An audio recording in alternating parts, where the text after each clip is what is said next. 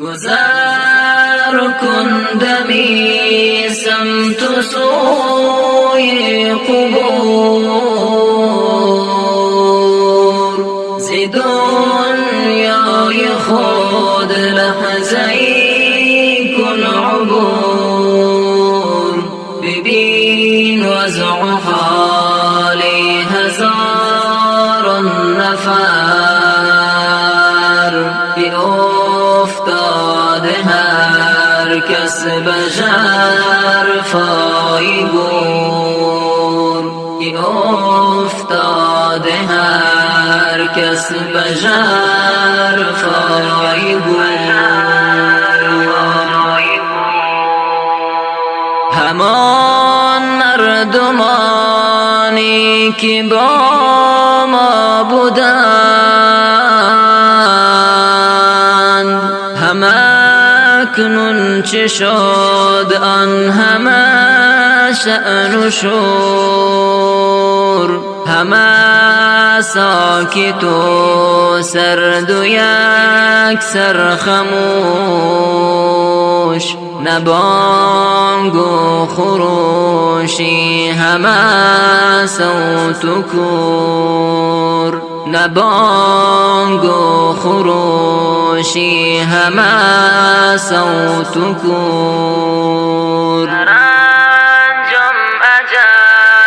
سرانجام اجل آیدت بی خبر، برندت بگورد به اجبار و زور، ز کاشانه خود برونت کنند، برید این جسد را به یک جای دور، برید این جسد را به یک جای دور.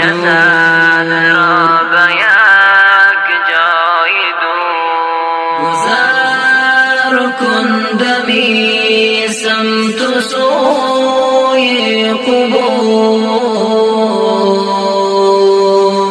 ز دنیای خود لحظه‌ای کن عبور، ببین وضع حال هزاران نفر،